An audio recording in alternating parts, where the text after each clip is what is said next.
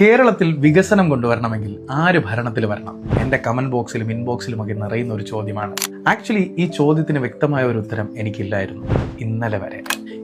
അദ്ദേഹം വളരെ വലിയൊരു അത്യാവശ്യം നല്ലൊരു ഇൻഫ്ലുവൻസറാണ്. അദ്ദേഹത്തിൻ്റെ പല വീഡിയോസും ഞാൻ കണ്ടിട്ടുണ്ട്. വളരെയധികം വിമർശനാത്മകമായി എന്നാൽ വളരെയധികം ലോജിക്കോടെ ഫാക്ട്സ് വെച്ച് രാജ്യത്തെ ഏത് കാര്യത്തെയും വിമർശിക്കാനും പ്രത്യേക തരത്തിൽ രാഷ്ട്രീയപരമായിട്ടുള്ള കാര്യങ്ങൾ പ്രസൻറ്റ് ചെയ്യാനുള്ള അദ്ദേഹത്തിൻ്റെ കഴിവിനെ അഭിനന്ദിച്ചുകൊണ്ട് തന്നെ പറയുന്നു. ഈ ഒരു ചോദ്യം അദ്ദേഹത്തിൻ്റെ ഫോളോവേഴ്സ് ചോദിച്ചപ്പോൾ അദ്ദേഹം പറഞ്ഞ ഒരു ഉത്തരം ഞാൻ ഉദ്ദേശിച്ചിട്ടുണ്ടായിരുന്നത്, ഈ ഒരു പോയിന്റ് ഞാൻ എടുക്കുന്നത് വേറൊരു കാര്യം പറയാനാണ്. അതുകൊണ്ട് അദ്ദേഹത്തിൻ്റെ റെഫറൻസ് അയക്കുന്നു. അദ്ദേഹത്തിൻ്റെ വ്യക്തിപരമായ എല്ലാ അഭിപ്രായത്തെയും ഞാൻ മാനിക്കുകയാണ് ചെയ്തിരുന്നു. ഒരുപാട് റോഡുകളുടെ പണി നടക്കുന്നു, പാലങ്ങളുടെ അറ്റകുറ്റപ്പണി നടക്കുന്നു, പുതിയ ഹൈടെക് വെയിറ്റിംഗ് ഷെഡുകൾ വരുന്നു. ഇത് കൊച്ചിയിലെ മാത്രം കഥയല്ല, കേരളത്തിലെ ഒട്ടുമിക്ക സ്ഥലങ്ങളിലും നമുക്ക് ഇത്തരത്തിലുള്ള മരാമത്ത് പണികൾ കാണാൻ സാധിക്കും. എന്താ കാരണം? ഇലക്ഷൻ വരാൻ പോകുന്നു. ഇതൊരു പർട്ടിക്കുലർ പാർട്ടിക്കാർ ഇലക്ഷൻ അടുത്തുകൊണ്ടിരിക്കുമ്പോൾ വികസന പ്രവർത്തനങ്ങൾ, അതായത് മുനിസിപ്പൽ ആയിക്കോട്ടെ, അതേപോലെ തന്നെ ലോക്കൽ ബോഡി ആയിക്കോട്ടെ, ജില്ലാ തലത്തിൽ സംസ്ഥാനത്തിലൊക്കെ പ്രവർത്തനങ്ങൾ നടത്തുന്നത് ഇലക്ഷൻ കാലം ആയതുകൊണ്ടാണെന്നുള്ളതാണ് മൂപ്പര് പറഞ്ഞു വെക്കുന്നത്. എനിക്ക് മനസ്സിലായ ഒരു കാര്യം, 6 മാസം കൂടുമ്പോൾ അല്ലെങ്കിൽ വർഷത്തിലൊരിക്കൽ ഇലക്ഷൻ വെച്ചാൽ മതി, വികസനമൊക്കെ താനേ വരും. അതുമല്ലെങ്കിൽ എല്ലാ വർഷവും ഇലക്ഷൻ ഉണ്ടെന്ന ബോധ്യം നമ്മുടെ രാഷ്ട്രീയക്കാർക്ക് ഉണ്ടായാൽ മതി. ആര് വേണമെങ്കിലും ഭരിച്ചോട്ടെ, ഒരു പ്രശ്നമില്ല. എനിക്ക് പറയാനുള്ളത് ഞാൻ പറയാം. ഞാൻ എന്തുകൊണ്ടാണ് ഇദ്ദേഹത്തെ റെഫറൻസ് എടുക്കുന്നത്?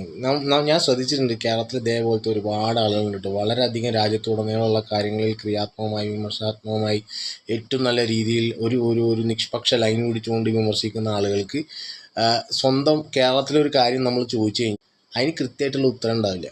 അപ്പോൾ ഉടനെ ഈ താത്വികമായ അവലോകനമാണ് വരിക. കാരണം ഒരു പക്ഷം അവർക്ക് പിടിക്കാൻ പറ്റില്ല.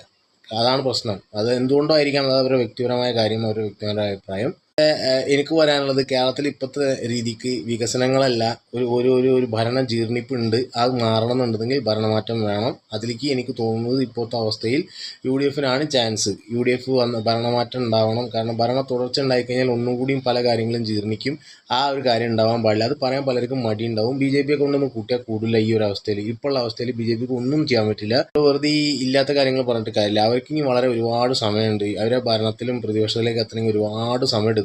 അപ്പോൾ ഇപ്പോഴത്തെ അവസ്ഥയിൽ ഒരു ഭരണമാറ്റം എന്ന് പറയുന്നത്, ഭരണ ഓൾട്ടർനേറ്റീവ് എന്ന് പറയുന്നത് UDF ആണ്. അതാണ് സംസ്ഥാന തലത്തിൽ. ദേശീയ തലത്തിൽ എനിക്ക് പറയാനുള്ളത്, വ്യക്തമായിട്ടൊരു പ്രതിപക്ഷ ഐക്യം, അതേപോലെ തന്നെ ഈ ഒരു ഫേസ് വെച്ചിട്ടാണ്, പ്രതിപക്ഷം ഒരു ഫേസ് വെച്ചിട്ടാണ് പ്രധാനമന്ത്രിയായിട്ട് നമ്മൾ വീണ്ടും മത്സരിക്കുന്നുണ്ടെങ്കിൽ അദ്ദേഹത്തിൻ്റെ ഫേസ് അക്സെപ്റ്റ് ചെയ്യാനുള്ള ഒരു ടൈമുണ്ട് ജനതയ്ക്ക്.